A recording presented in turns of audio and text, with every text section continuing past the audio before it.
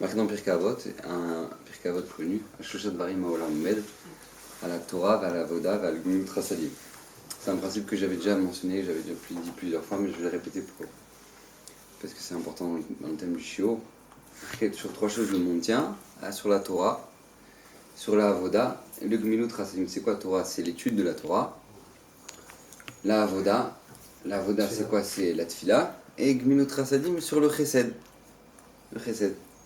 Il nous dit le Maharal de Prague que justement, de quel monde on tient? Shoshat Varim Haolam Omed.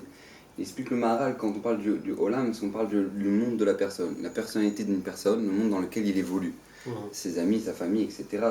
Tout ce monde-là, dans quel monde il tient, comment il peut tenir dans le monde dans lequel il évolue, sur ces trois choses-là. Pourquoi? Parce que c'est les trois relations qu'il a dans sa vie.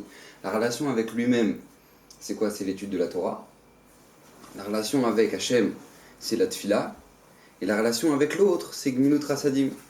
Donc ces trois principes-là, c'est trois pieds d'une chaise sur lesquels on peut s'asseoir. C'est la base de la construction d'un homme dans sa vie de tous les jours, c'est Shoshat Varim Haolam Omed, la Torah, Avoda, Gemilut Chasadim.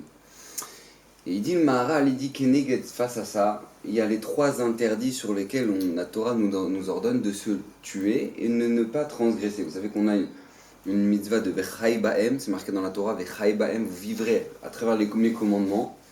Pourtant, il y en a trois sur lesquels la Torah nous dit on doit se faire tuer. Il y a Reg, Ve'al Yavor, de se faire tuer, ne pas le transgresser. C'est quoi? Shvichut Damim, le fait de tuer, Avodah Zara, et Gilou Yarayot, faire de l'idolâtrie et les relations interdites. Et ces trois-là, ces trois fautes essentielles sont contre les trois piliers de l'homme qui sont, c'est quoi? L'Avodah Zara, ça va à l'inverse de l'Avoda, la Tfila, parce que on sert un autre Dieu au lieu de servir Hachem. Là, le Gemilut Chasadim, l'inverse, c'est quoi? C'est le meurtre. Parce qu'on ne peut pas faire l'anti-chesed, c'est quoi? C'est de tuer une personne. Et l'inverse de la Torah, c'est quoi? C'est la débauche. La débauche, parce que la Torah, elle est là pour te dire, quand le matin, quelle halakha tu dois faire, comment tu dois te lever, chaque événement de ta vie, la Torah, elle vient te dire comment tu dois faire. Et maintenant, toi, tu dis, j'en ai rien à faire. Ouais, je fais ce que je veux, avec qui je veux, où je veux. La débauche totale, c'est... Et c'est marrant c'est incroyable de voir que dans le Dor à Maboul, dans la génération du déluge, ça a été les trois fautes que ont fait la génération du Maboul. C'était quoi? C'est Avodah Zara, Shvichut Damim et Gilou Yarayot, les trois fautes sur lesquelles le monde a décidé d'être détruit. C'est sur justement ces trois fautes-là. Pourquoi? Parce qu'ils avaient complètement, comme nous dit la Torah, Ketz Kol Basar Balefanai, la fin de toute chair est venue devant moi. Il dit Hachem, c'est pas que moi maintenant je veux détruire l'homme. C'est pas que maintenant je veux détruire Ketz Kol Basar Balefanai. La fin de toute chair est venue devant moi, il dit Hachem. C'est que eux-mêmes ils se sont détruits. C'est pas que moi je veux les détruire, c'est que eux-mêmes ils se sont détruits. Comment? En faisant toutes ces avérotes là, toutes ces fautes, ils se sont auto-détruits. Ils ont détruit toute la racine, tout ce qui les maintient. Ketz Kol Basar Balefanai. Et donc on voit que Mamash le Chesed, ça fait partie des piliers essentiels du maintien d'un homme, la construction d'un homme. La première question qu'il faut se demander, c'est tout simplement, c'est vrai qu'Hachem il attend de nous qu'on fasse du Chesed. Hachem il attend de nous dans notre avodat Hachem qu'on fasse du Chesed, c'est vrai. Mais jusqu'à combien? Jusqu'à combien Hachem il attend qu'on fasse du Chesed? Vous savez que Abraham, pour 3 Arabes, il a fait la shrita de 3 taureaux. Et pour leur donner le meilleur parti qui est la langue, et je ne sais pas si on peut s'imaginer ce que ça veut dire, dans un moment où il souffre, et il fait une shrana dehors, il fait une chaleur de fou. C'est pas marqué que maintenant il a enlevé le soleil Benartika. C'est marqué qu'il avait fait sortir un soleil pour pas que les gens soient... C'est pour pas que les gens viennent déranger Abraham. Mais c'est pas marqué qu'Hachem il a enlevé ce soleil. Et à force, c'est marqué qu'il a laissé Hachem pour donner le mérite à Abraham. Donc il faisait une chaleur de dingue. Maintenant qu'est-ce qui se passe? Il faisait du chesed avec 3 Arabes. Comment c'est possible un truc pareil? Qu'est-ce qui se passe? Faire la shrita, 3 taureaux pour chacun d'eux. Là, tu veux leur donner 2 gâteaux, ça va. Qu'est-ce qu'il y a? Non, 3 taureaux. Un chacun, pour la langue. Ça, c'est le chesed. Et qu'est-ce qu'on dit? Ça, c'est Abraham. Ouais, c'est Abraham. On sait tous le chesed d'Abraham. Non, mais c'est faux. C'est marqué dans Bilam. Il dit, au moment où il va pour bénir le clan d'Israël, il dit Tamot nafshi mot yesharim. Tamot nafshi mot yesharim, il prie Bilam. Akadosh Borou. Je veux avoir une mort comme les Yesharim. C'est quoi les Yisharim? Elle dit la Gemara dans Avodah Zarah, c'est Avram, Yitzhak, Yaakov. Je veux avoir la mort, je veux avoir le Olam Haba de Avram, Yitzhak, Yaakov. Ça veut dire que quoi? Ça veut dire qu'Avram, Yitzhak, Yaakov s'appellent Yisharim. C'est pas des grandes khumras, c'est pas des gens qui exagèrent dans leur avodat Hashem, ils s'appellent Yesharim aux yeux d'Hachem. Donc ça veut dire quoi? C'est ça qu'Hachem il attend de nous? Combien de chesed Hachem attend de nous? Combien? C'est vrai on a une mitzvah de chesed, mais combien Hachem attend de nous de faire du chesed dans notre vie? La deuxième, ça c'est la première question. La deuxième question, c'est tout simplement, c'est vrai on doit faire du chesed, on sait qu'on doit faire du chesed, mais on a d'abord une construction personnelle à avoir. Je ne sais pas si vous imaginez, on va arriver après 120 ans, Hachem il va ouvrir Shulchan Aruch, il va dire alors nous, qu'est-ce que tu me racontes? Vas-y, c'est quoi la première halakha? Vas-y, première halakha. C'est quoi? C'est quoi la première halakha? C'est quoi la première, nous? La deuxième, la troisième, il va faire tout Shulchan Aruch. Après il va passer la Gemara, viens on ouvre les Mishnayot maintenant, allez la Gemara, vas-y. Alors qu'est-ce que tu racontes? Brachot, c'est quoi la première Mishnah? Alors nous, la première Mishnah, nous, ça c'est quoi? C'est le Mifran après 120 ans. C'est-à-dire qu'on doit savoir la Torah. On doit savoir la Torah. Alors maintenant, moi, j'ai toute une vie pour savoir la Torah. J'ai le temps de m'occuper des autres. J'ai le temps de m'occuper des autres. J'ai regardé rien que Daf Ayomi. Faire un Daf par jour. Un Daf par jour. Ils ont commencé. Un Daf par jour. Et encore, c'est pas que tu l'approfondis à fond. Tu fais un Daf par jour. Tu le lis au moins, minimum. Ça prend 7 ans. D'accord? Ça prend 7 ans. Alors, j'ai pas compris. Ça sort toute la Torah. Talmud Bavli, Yerushalmi, Shulchan Aruch, je sais pas, Midrash Rabbah, Midrash Tanchuma, tout ça de Sifri, de Sifra, tout ça, mais qu'est-ce que tu vas faire le tour, comment tu veux faire tout ça? Alors moi c'est gentil, Hachem il me demande de faire du recède, mais j'ai pas le temps. J'ai pas le temps de faire du recède. Après 120 ans, Hachem il va te dire, mais c'est joli, tu t'es occupé de ton copain, mais est-ce que tu t'es occupé de toi? Tu t'es occupé de toi, est-ce que tu sais quelque chose? Nous, Ilchot Shabbat, est-ce que tu connais tous les Ilchot Shabbat? Le Chavetz Chaim dit c'est pas chahir qu'un homme ne fasse Shabbat comme il faut. C'est sûr que c'est vadé qu'un homme transgresse Shabbat tous les Shabbats s'il connaît pas les Ilchot Shabbat. Il connaît même pas les Ilchot Shabbat, tu as même pas vu une fois les Ilchot Shabbat. Donc après 120 ans, Hachem veut dire alors nous, t'as pas fait Shabbat, t'es en train de me dire que tu t'es occupé des autres. Donc ça c'est une question qu'on doit se demander, comment ça se fait qu'Hachem il nous demande de faire du chesed envers les autres. Mais d'abord je dois m'occuper de moi, de ma construction personnelle. Ça c'est la deuxième question. La troisième question, c'est tout simplement, c'est une grande question que pose le Rav Dessler dans Mirtav Meliaou, dans son Kontra Sachesed. Il pose une question Hatsuma, il pose une question vraiment magnifique. Il pose une question toute simple. Il dit, c'est quoi le chesed? Est-ce que maintenant, quand j'aime une personne, écoutez bien comme elle est belle la question, est-ce que quand j'aime une personne, alors du coup je suis poussé à faire du chesed? Ouais. Comme j'aime cette personne, alors du coup j'ai tendance à faire du chesed. Ou parce que maintenant moi je fais du chesed, alors ça va entraîner que je vais aimer cette personne. Pour les mathématiques, c'est comme ça. Hein? Pour les mathématiques, c'est la deuxième solution. Ah d'accord. Alors justement, il pose la question de Rav Dessler, comment ça fonctionne? Est-ce que j'ai tendance, comme j'aime quelqu'un, j'ai tendance du coup à lui faire du bien? Ou c'est parce que je vais avoir tendance à faire du bien que du coup je vais me dire, qu'est-ce qu'on a à faire? C'est quoi cette question? Qu'est-ce qu'on a à faire? D'accord? Qu'est-ce que ça change dans la vie? Alors dans la vie, ça change, dans la Avodat Hashem, ça change beaucoup. Est-ce que je dois d'abord travailler la mitzvah de Ve'ahavta l'iracha kamocha? Tu aimeras ton prochain comme toi-même. Et une fois que tu aimeras ton prochain comme toi-même, alors du coup, ça va entraîner que tu vas faire du chesed? Ou non, tu dois d'abord pousser la mida sur ton travail sur la mitzvah de chesed, et une fois que tu auras tendance à faire du chesed, alors viendra la mitzvah de Ve'ahavta l'iracha kamocha. Comme ça demande le Rav Dessler. C'est la troisième question. Donc le Rav Dessler, dans son contrat Sachesed, il explique quelque chose d'absolument extraordinaire. Il dit que le monde se divise en deux. Le monde se divise en deux. Il y a les preneurs et les donneurs. Il y a les preneurs et les donneurs. Il y a ceux qui prennent et il y a ceux qui font que donner. Il y a ceux qui, quand ils voient une personne, ils voient un potentiel de prendre. Combien je vais pouvoir profiter? Combien je vais pouvoir tirer de lui? Et il y en a qui, à l'inverse, non, quand ils voient une personne, ils voient un potentiel, combien je peux l'aider? Alors, Rav Dessler, il pose la question, il dit, oui, mais on a tous besoin de donner et prendre. Il n'y a pas des gens qui sont que des gratteurs, ouais, il y a des gens qui donnent jamais, et il y a des gens qui donnent tout le temps et qui prennent jamais. Ça n'existe pas un truc pareil. Il dit, oui, c'est vrai, mais il y a une façon de le faire. Par exemple, il y a des gens qui vont donner, mais ils vont s'acheter une réputation. Ils vont venir à la synagogue, là, alors moi, avec la montre en or, moi, allez, 1000 shekels. 1000 shekels, il a donné 1000 shekels. Ouais, pourquoi il a fait ça? Pas parce qu'il a donné, Il s'est acheté une réputation de donateur. Il a envie de voir sa plaque sur son nom avec la plaque. C'est pas parce qu'il a donné, c'est parce qu'il a envie de s'acheter. Il a envie de s'acheter une réputation. Il y a des gens qui, à l'inverse, quand ils vont prendre, c'est pour donner. Je vous donne un exemple nif là. Le Chavetz Chaim, Rav Dessler il ramène, le Chavetz Chaim, quand il a voulu, pour sa parnassa, il ne voulait pas se nourrir de sa Torah, donc du coup, il s'est dit, bon voilà, je vais peut-être ouvrir un petit magasin. Il a ouvert un petit magasin, un radin. Et quand il a ouvert son petit magasin là-bas, qu'est-ce qui s'est passé? Il a vu qu'il faisait de la coupe. Tout le monde venait chez Chavetz Chaim, le magasin de Chavetz Chaim, d'accord? C'est Baba Salé, il ouvre un magasin, tout le monde va acheter chez lui. D'accord? Donc le Chavetz Chaim, il a ouvert un magasin, tout le monde vient acheter chez lui. Et il s'est rendu compte qu'il fait grave de la concurrence à l'autre bout de la ville.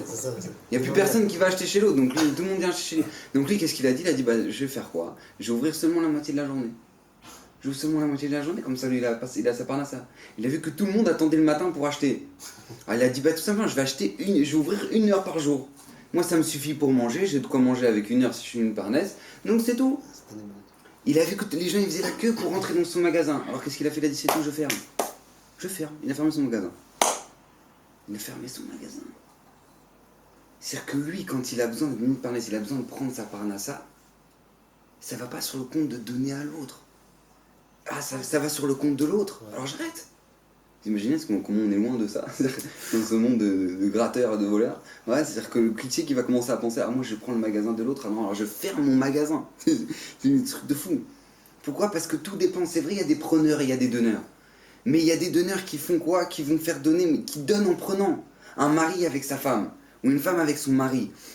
Des fois sa femme elle lui donne un cadeau. Ouais.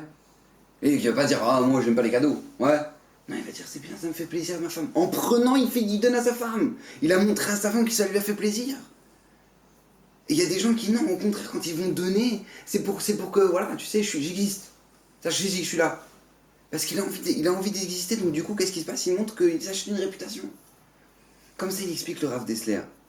Le Rav Dessler, il explique à la fin, au moment de la génération du Maboul, le monde était devenu un monde de preneurs.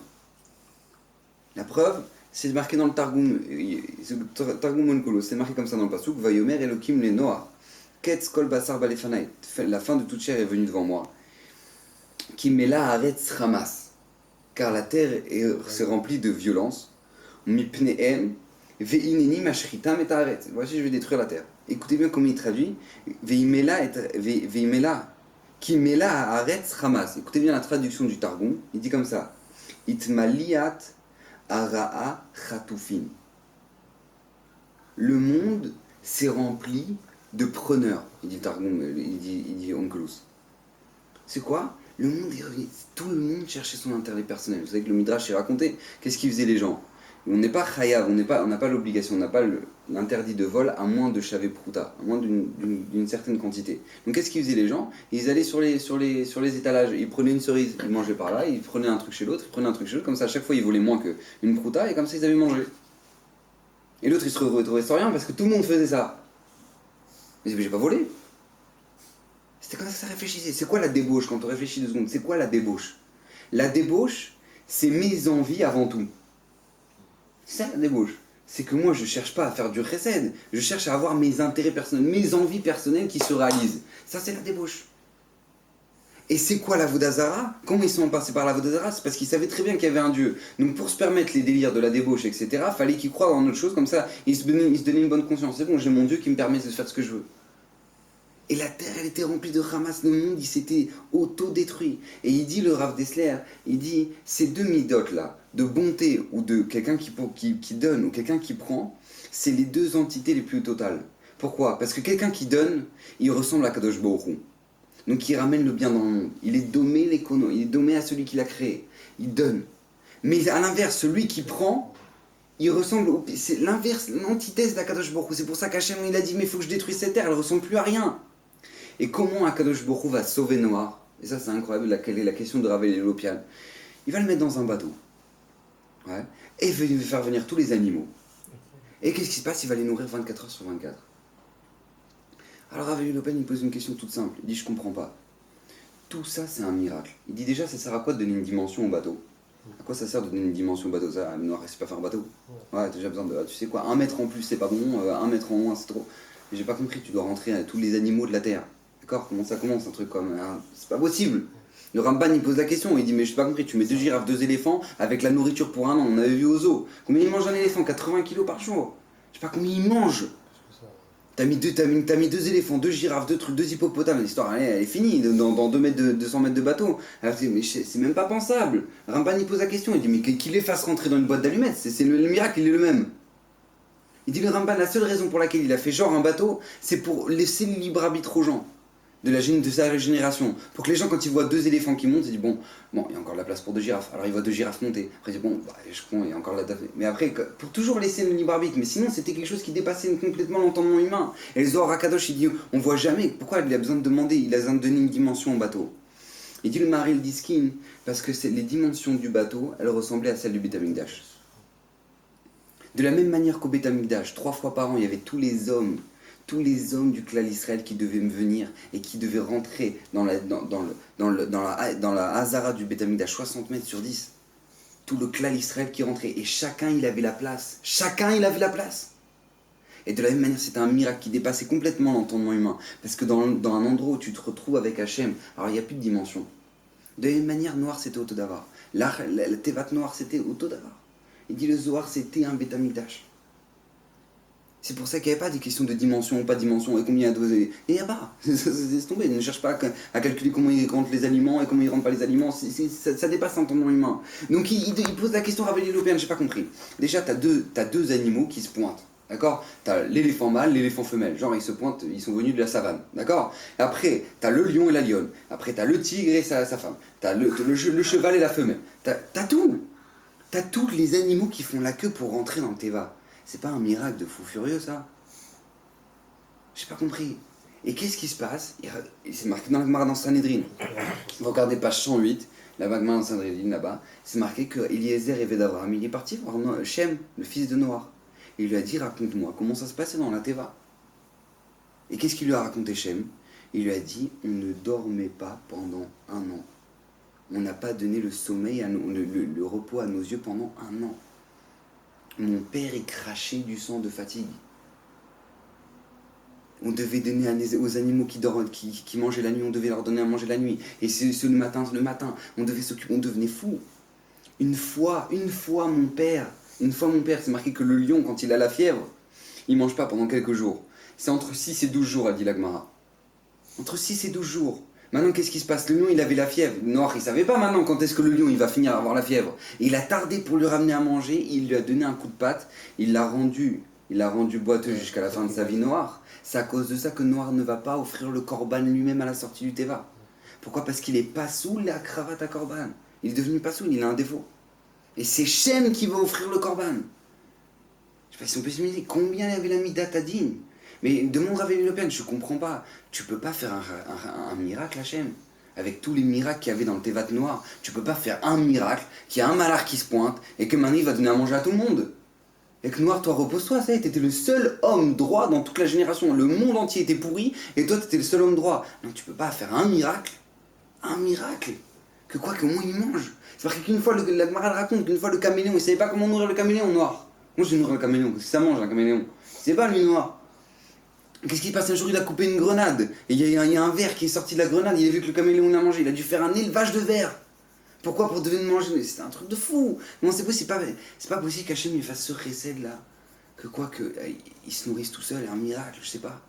Tout le miracle qu'il y avait dans tes vates noires. Ce miracle, tu peux pas le faire, Hachem. La raison, elle est justement à cause de ça. Étant donné que le monde, il s'est auto-détruit à cause de quoi? À cause du fait que le monde entier était devenu des preneurs. Nous dire à Rabbi Lopéen, il fallait que Noir contrebalance tout. Et qu'il fallait qu'il fasse du chesed 24 heures sur 24 pendant 1 an. Parce que c'était ça qui faisait tenir le monde. Le chesed que Noir a fait aux animaux, dans la Tevat Noire. Pour vous dire, à Tkedekar, comment Avram il est arrivé à cette mida-là, de faire du chesed à toutes les portes. De faire du chesed de manière inimaginable. Vous savez comment il a appris ça, Noir?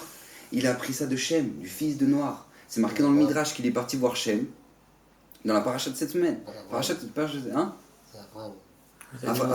Avram, il est parti voir Shem. Et il lui a dit comment ça se passait dans la Tevat Noire. Il a dit, on a fait du recette tout le temps. Avram, il a dit, mais si déjà Noir, il a fait du recette avec des animaux, 24 heures sur 24, il ne s'est pas reposé. Alors moi, face avec des hommes qui ont été créés, Betselem Elohim, avec l'image d'Hachem. Moi, je ne peux pas faire du chesed. Et c'est comme ça qu'Avram, il a commencé à faire ce chesed Avram. Il a pris de où? De Noach.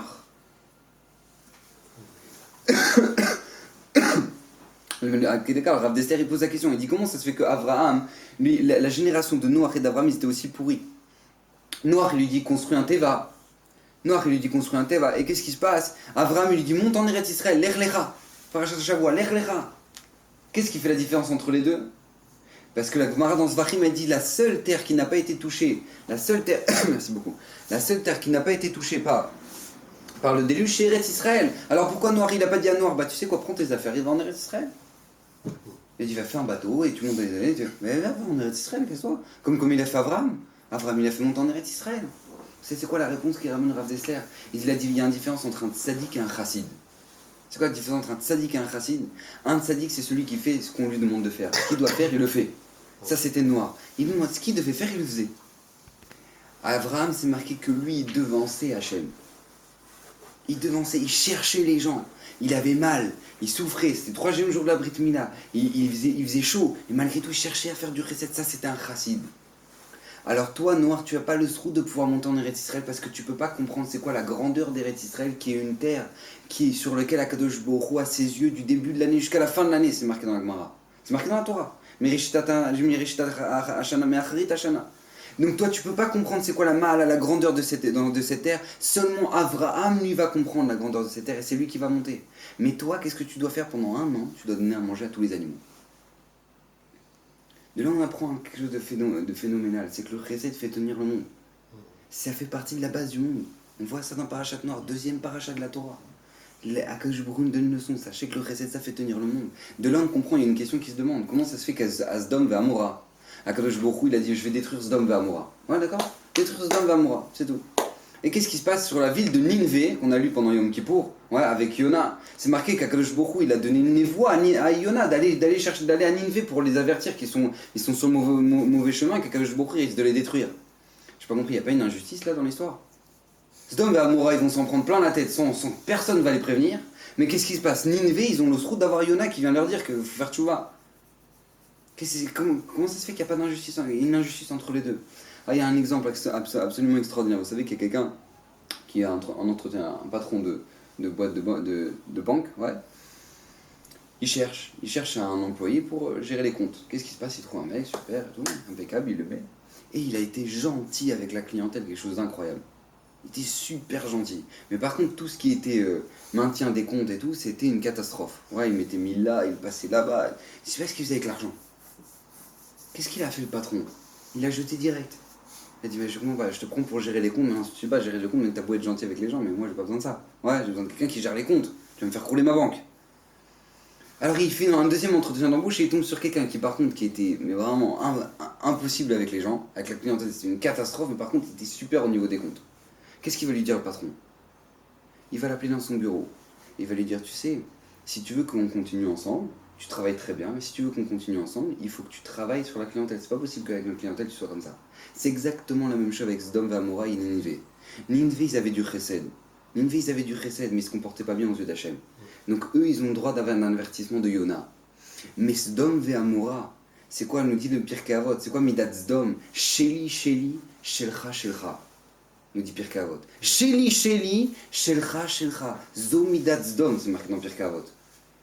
T'as pas compris quelque chose de base, t'as pas compris le chesed, t'as pas de raison d'exister. Il n'y a pas question de atra ou pas atra, t'as pas de raison, t'as même pas compris la base du monde. Le chesed, tu l'as pas compris. C'était interdit de faire du chesed à Sdom. C'est marqué que la fille de Lot qui a fait du chesed avec un pauvre, et ben ils l'ont torturé à mort. Ils ont mis du miel jusqu'à ce que les abeilles elles viennent la tuer. Ils l'ont torturé, c'était interdit de faire du chesed. Enfin, si on peut s'imaginer, donc vous avez même pas compris la base du monde, alors vous on doit vous détruire. Lui, on va vous détruire. Et c'est pour ça que je voudrais en venir à une Gemara absolument incroyable, la Gemara dans Baba Batra qui est a priori incompréhensible. Écoutez bien ce que nous dit. C'est une parole de... Je crois que c'est Shlomo Ameler. Voilà, c'est Shlomo Ameler dans Michelet. Tanya Amar la haine Rabban Yochanan ben Zakkai les Talmidav. Banaï. Maouch Amar Akatouf, qu'est-ce que ça veut dire? Tzedaka teromem goy ve chesed leumim chatat. Écoutez bien cette Gemara, alors vous. Tzedaka, la tzedaka, Teromem goy, ça élève un peuple. Ouais. Ve chesed leumim, et le chesed des peuples, khatat, c'est une faute pour eux. Tzedaka, teromem goy, la tzedaka, ça élève un peuple. Ouais. Ve chesed leumim, et le chesed des peuples, c'est une faute pour eux, khatat. Écoutez bien, alors la Gemara dit Tzedaka teromem goy, et le Israël. De quoi on parle quand on dit Tzedaka teromem goy, la tzedaka, ça élève un peuple, c'est quoi, c'est Israël? Parce que c'est marqué Tirtiv.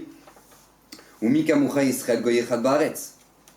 Ve chesed leumim khatat, et que le chesed des peuples, c'est une faute pour eux. Écoutez bien. Kol tzedaka ve chesed sheumot ovde kochavim osim. Tout le chesed et la bonté que peuvent faire les goïms, khatat ou la haine, c'est une faute pour eux.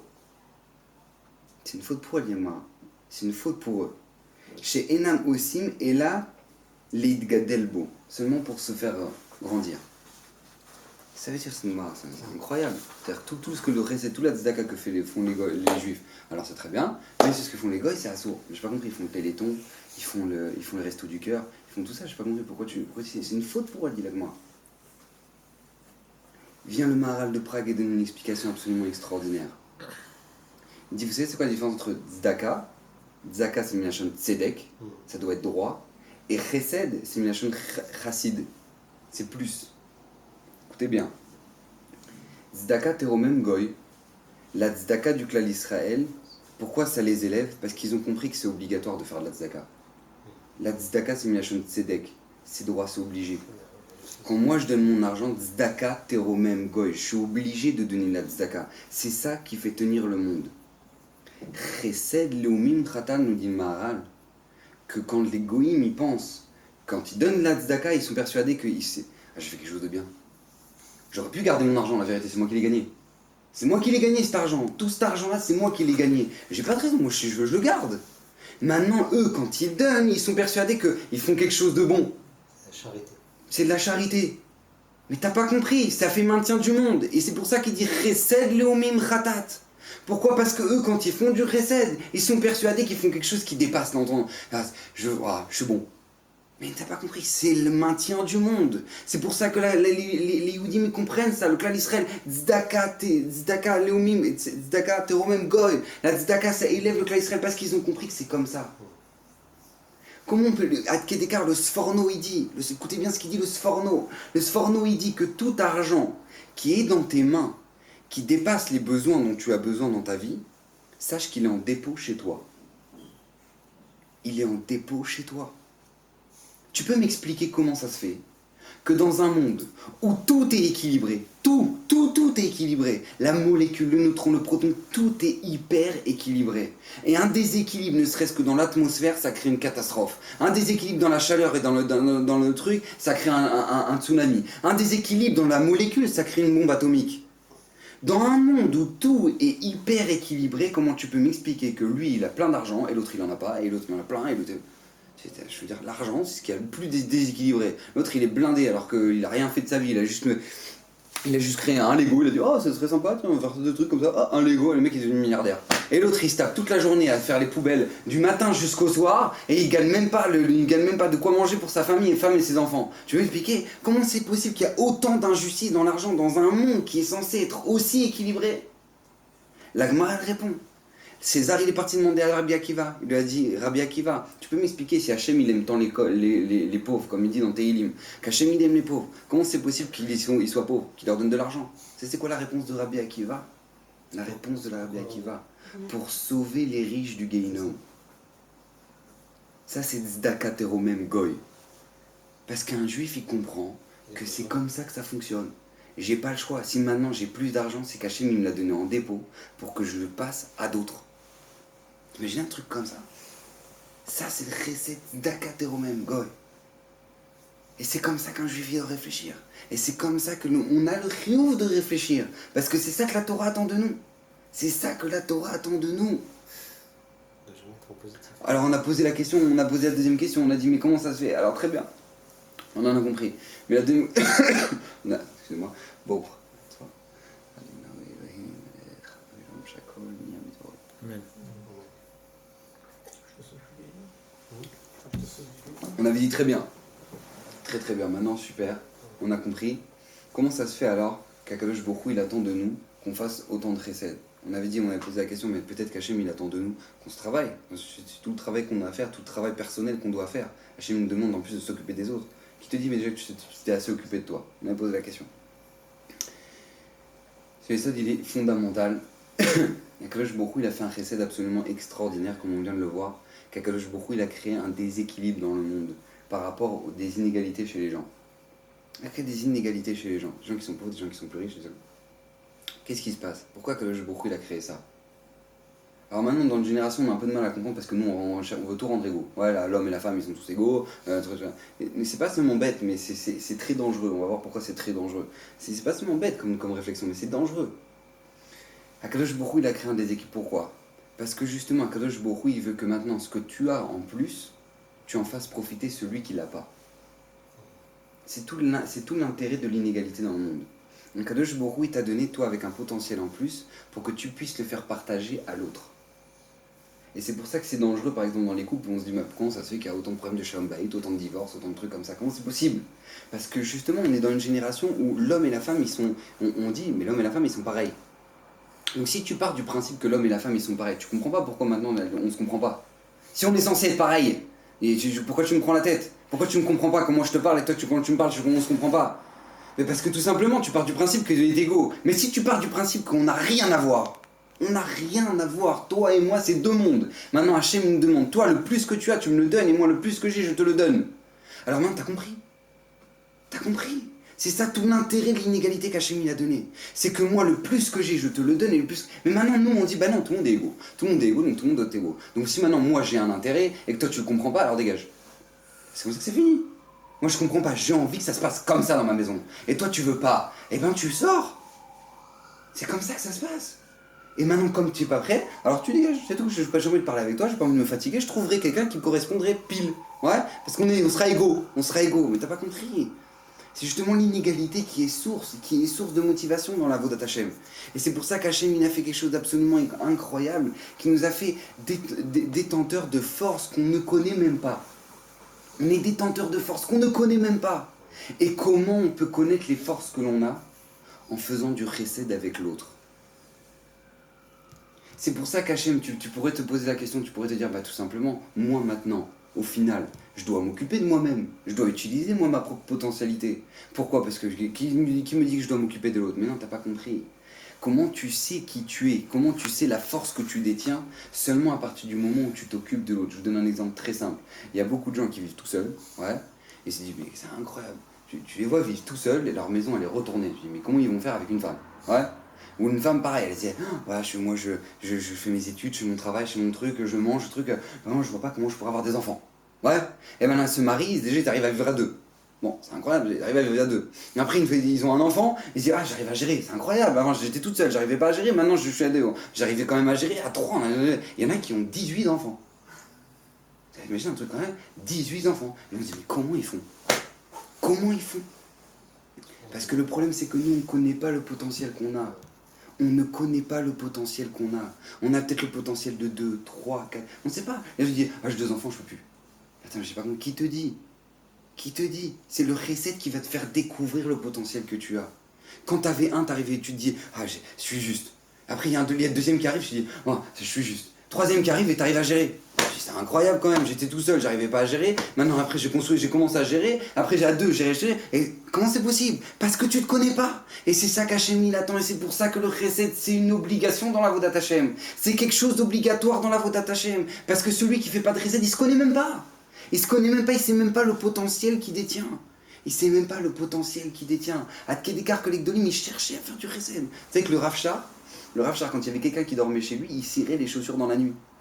Il prenait ses chaussures, il lui cirait ses chaussures. Et une fois on l'attrape, on lui dit, ah, qu'est-ce que vous faites mes chaussures? Qu'est-ce que vous faites? Vous cirez mes chaussures? Rosh Yeshiva de Pognovitch, vous cirez mes chaussures? Il a dit, mais oui, j'ai un problème parce que depuis que je suis Rosh Yeshiva, on me laisse rien faire. Alors du coup moi je veux faire du chesed. Je veux faire du chesed. Parce qu'il savait très bien que c'est une obligation dans la Avodat Hashem. Mais si je veux ça, combien je mets la valeur de l'autre? Combien maintenant je donne une part à l'autre? Et c'est pas seulement ça, la Gemara elle va même plus loin que ça. La Gemara elle ramène qu'une fois il y avait un Rosh Yeshiva. Il y avait un Rosh Yeshiva, il se rappelle plus. Il a vu une question dans la halakha. Et maintenant, le problème, c'est qu'il ne savait pas du tout la réponse. Il ne comprenait pas. Il était bloqué, il n'arrivait pas, il ne comprenait pas. Le jour où... non, il n'était pas encore Rosh Shiva. Et le jour où il est devenu Rosh Shiva, il a lu la Suga, il a dit, ouais, c'est bon, c'est pas chouette, la réponse, elle est comme ça. Il dit, attends, je comprends pas. Et la Gemara ramène. Il dit, ça fait comment, ça fait 20 ans que je suis bloqué sur cette question. Maintenant, le jour où je suis Rosh Shiva, je prends la question, allez, c'est pas chouette pour moi. Il est parti voir son Rav. La Gemara ramène, il est parti voir son Rav. Il a dit, comment c'est possible? Avant, je comprenais rien. Maintenant, je regarde, je comprends tout. Comment c'est possible? Il a répondu tout simplement, parce que toi, tu as pris des responsabilités sur toi. D'être Rosh Shiva, de t'occuper d'une yeshiva. Alors, Kadosh Baruch Hu, il t'a donné des autres potentialités. Encore plus de potentiel. Ça ressort de là quelque chose d'incroyable. C'est pas seulement que le chesed, ça nous permet de découvrir notre potentiel, mais c'est le chesed, ça nous donne du potentiel.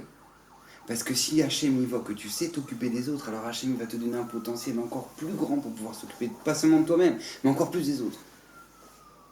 C'est quelque chose de phénoménal. Les gens ils arrivent sur moi j'ai fait maths sup, maths spé, l'ENA, le truc, majeur, de machin, de tralouette, de baba. Et maintenant je te dis mais attends, mais moi je vais te montrer mon Rosh Shiva. Ouais, je vais te montrer mon Rosh Shiva. Un homme qui a construit 500 familles, ouais, qui a fait des milliers de talmidim, qui fait du chesed, il dort 3 heures par jour parce que sa maison elle est remplie de gens qui dorment chez lui. Ils dorment chez lui les gens. J'ai rave, j'ai pas où dormir, ils dorment chez lui sur ça. Bien sûr, tiens, je te donne. Mais qu'est-ce que tu me ramènes ton diplôme là maintenant? J'ai pas compris. Tu sais c'est quoi un homme? Tu sais c'est quoi la grandeur d'un homme qui a construit des choses immenses dans sa vie, qui va ressortir avec ça et regardez Rav Yashiv. Combien il y en a pour enterrer un homme? Un vieux de 102 ans. Vous connaissez des réveillotes de vieux de 102 ans avec on ferme la ville de Yerushalayim, on ferme Yerushalayim pour ça.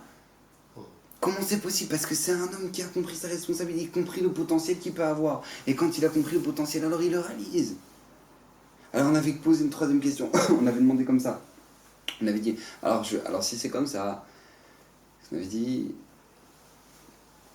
si c'est comme ça, le Rav d'Esther il pose la question, il dit, mais alors à ce moment-là, qu'est-ce qui fait qu'il y a du chesed? Qu'est-ce qui engendre le chesed?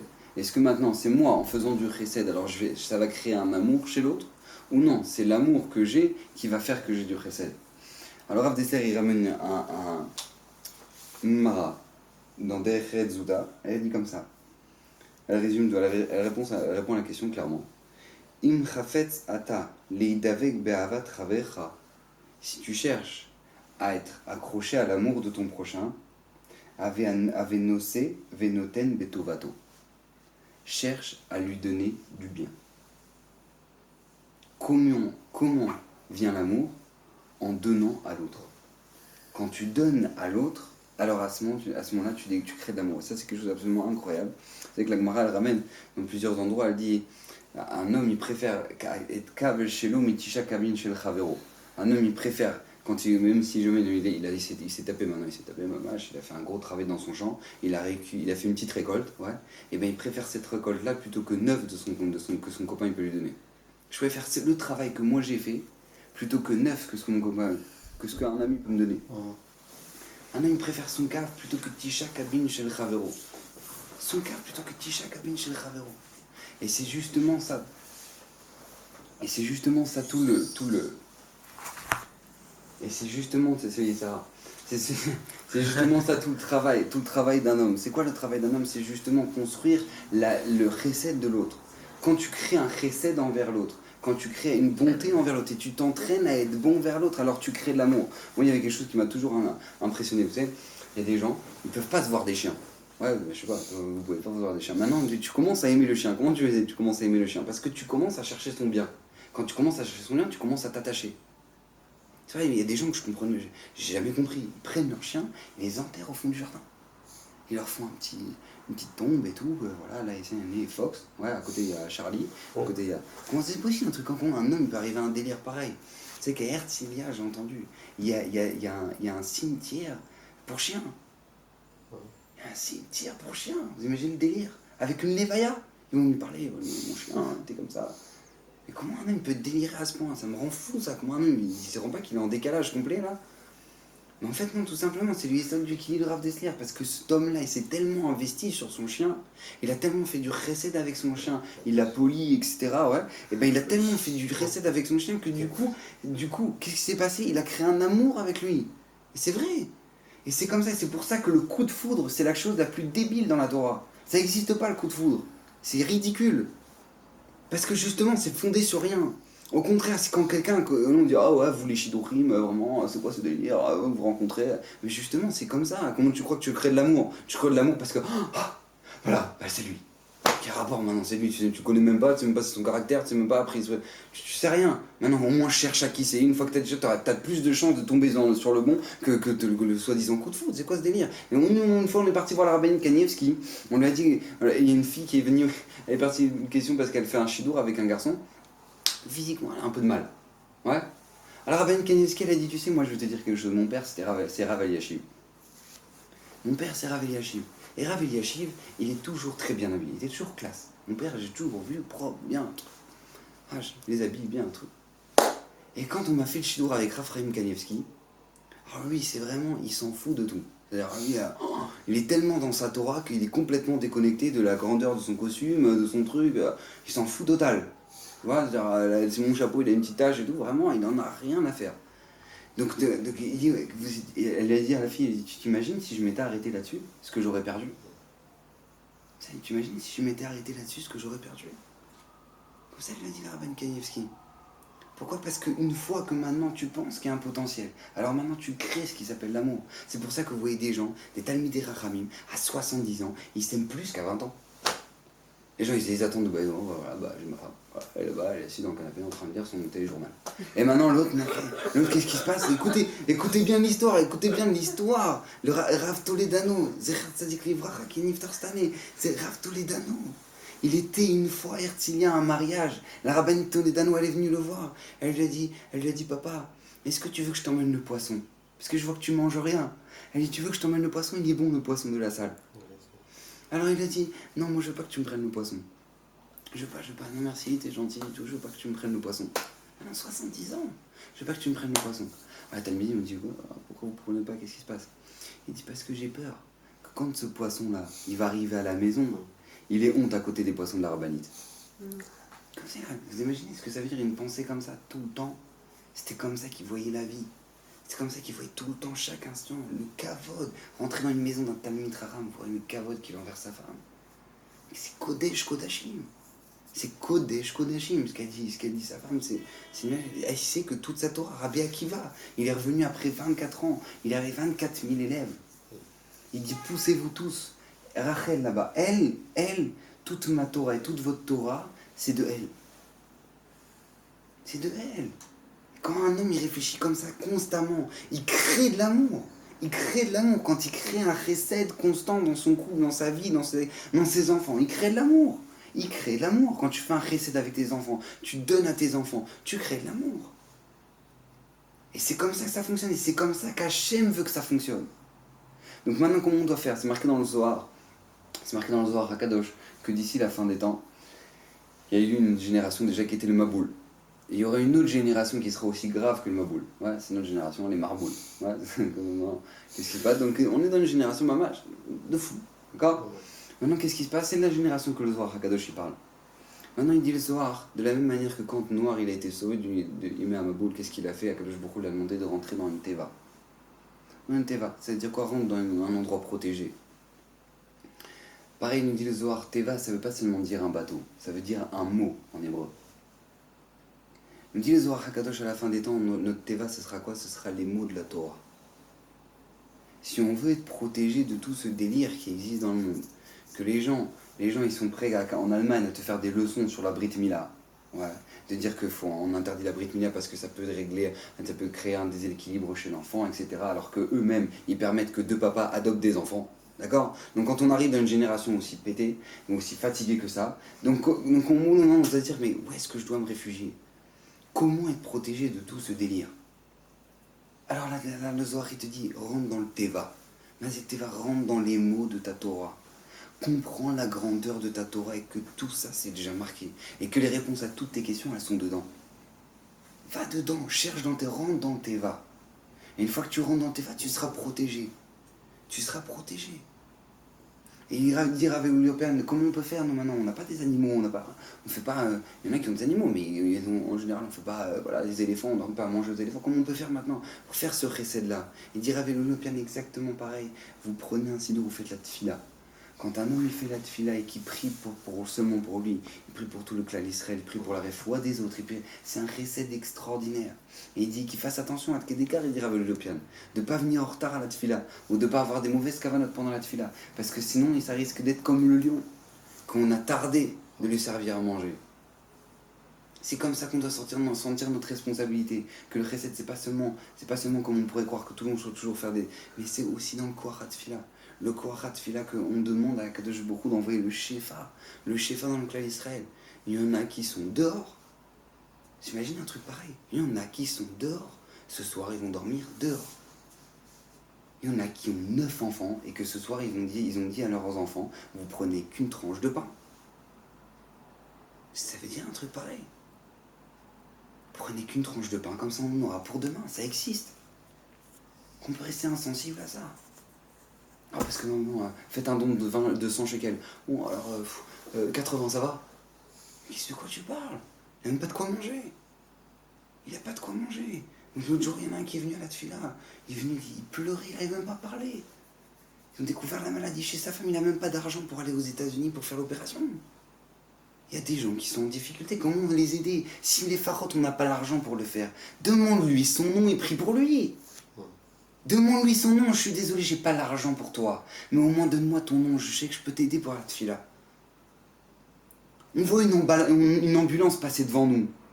Vous croyez qu'elle est vide? Vous croyez qu'elle est vide? Au moins être sensible, un minimum. Tu sais qu'il y a une ambulance qui est passée à côté de toi quand tu étais en train de conduire en voiture. Fais un télim, tu connais Ashrei Jeu Vetera, fais Ashrei Jeu Vetera, t'en sais rien. Peut-être que c'est une sakana de mavette maintenant. Comme ça, un juif, il doit réfléchir. Parce que partout le recel, le monde y tient. Et si on comprend, on donne un intérêt au deuxième et on fait exister l'autre, les gens ils pensent que, malheureusement c'est une grande erreur, les gens ils pensent que le recel c'est j'ai donné à l'autre. C'est pas le recel c'est pas donner à l'autre, c'est prendre de chez soi. Prenez un milliardaire qui va donner 10 shekels, c'est pas de la tzaka. C'est quand lui il va apprendre à prendre de chez lui. Vous savez mon Rav, Rav El-Khanan Kohn, il a jamais fait du rôle. Il a jamais fait du rôle de sa vie. Le fils de Rav Kohn de Marseille, il n'a jamais fait du rôle de sa vie. Il a créé un moteur révolutionnaire pour les voitures. Un moteur révolutionnaire. Jusqu'à aujourd'hui, les firmes, elles l'appellent pour s'enseigner sur son projet. Il est parti voir Raphaël Kanievski. Écoutez bien, pour savoir s'il aurait une bracha dans ce qu'il faisait. Et Raphaël Kanievski lui a dit Zé Davar Kolkar Gadol. Il a dit, voilà, 4 mots. Zé Davar Kolkar Gadol. C'est trop grand ce que tu as fait. Et il me dit, je ne comprenais pas ce qu'il me disait Raphaël. Et qu'est-ce qui s'est passé? Je suis arrivé, au moment où j'ai rencontré les directeurs des firmes, Chrysler, etc., quand je les ai rencontrés pour qu'ils voulaient se renseigner sur mon projet, qu'est-ce qui s'est passé? Ils m'ont dit, Zé Davar Kolkar Gadol. On ne peut pas, c'est trop de responsabilité. De changer toutes les voitures du monde, c'est pas possible. On ne peut pas faire un truc pareil. Et lui, qu'est-ce qu'il m'a dit? Écoutez bien ce qu'il m'a dit, mon Rav. Il m'a dit pourquoi moi j'avais créé ce moteur? Parce que ouais, j'ai besoin d'argent, parce que j'en ai à faire. Je voulais tout simplement, j'avais fait le calcul de toutes les voitures du monde, parce qu'il était tellement incroyable ce moteur là que j'ai fait. Il est tellement incroyable, je me dis c'est sûr toutes les voitures elles vont l'avoir. Donc j'ai fait le calcul de toutes les voitures et combien ça va me rapporter. Je me suis dit voilà, je serai milliardaire et je remplis les yeshivot d'argent. C'est juste pour ça qu'il avait fait ça. Et après je me suis dit mais je suis bête. J'ai pas compris moi. Tu crois qu'Hachem il manque d'argent? Hachem il a un problème. Kesef Veza Beatra, c'est marqué. Kesef Veza va tout est dans les mains d'Hachem. Tu crois qu'Hachem il manque d'argent, il a besoin de toi pour enrichir les yeshivot? Il m'a dit un yesod extraordinaire, mon Rav, écoutez bien. Il m'a dit ce qu'Akadosh Baruch Hu demande, c'est qu'il y en a qui étudient et il y en a qui n'ont pas le srout d'étudier. Mais pas, chez ceux qui n'ont pas le srout d'étudier, Akadosh Baruch Hu, il a besoin de leur messirut nefesh, que quand ils font un chèque pour une yeshiva, ils prennent de eux pour la yeshiva. Ça fait tenir le monde. Et c'est ça qu'Hachem veut. Et pourquoi les rochers yeshivot, ils doivent partir, ils disent pourquoi ils doivent partir de partout, voyager pour trouver de l'argent pour leur yeshivot? Parce qu'il a besoin de ce recette du clan Israël. Que quand quelqu'un il gagne de l'argent et qu'il fait une messirut nefesh, et qui prend de lui pour donner à l'autre, alors à ce moment-là, ça s'appelle du chesed. C'est pas juste donner, tiens, je t'ai donné, vas-y. Non, j'ai pris de moi pour te donner. Je t'ai fait exister chez moi. Ça, c'est lui Yesod du Chesed et c'est ça qu'Akadosh Baruch Hu, il veut. C'est vrai qu'Akadosh Baruch Hu, il a créé un Teva. C'est vrai qu'Akadosh Baruch Hu, il nous a créé un Teva, il nous a créé la Torah pour être protégés. Mais malgré tout, il fallait pas que dans ce Teva, ce noir, il se détende. Il fallait que dans ce Teva, que noir, il fasse du Chesed. Ça veut dire que ce Teva sans le Chesed, il tient pas. C'est auto d'avoir notre Torah sans le Chesed, elle tient pas. Et c'est pour ça qu'il y a les Issachar, il y a les Zevulun. Il y a ceux qui étudient la Torah, mais les Zevulun, ceux qui sont mis de parnès la Torah, et ben on leur demande de faire un effort de prendre de chez eux, parce que c'est ça qui fait tenir le monde. C'est ça qui fait tenir, c'est le Chesed de noir qui a fait tenir le monde, pas juste la Teva. Donc Bezrat Hashem, qu'on soit heureux de comprendre qu'est-ce que c'est que cette mitzvah là de Chesed. Et qu'Akadosh Baruch Hu nous permette de pouvoir en faire Beshefa et qu'il fasse venir la Géoula Bezrat Hashem Mekarov. Ouais.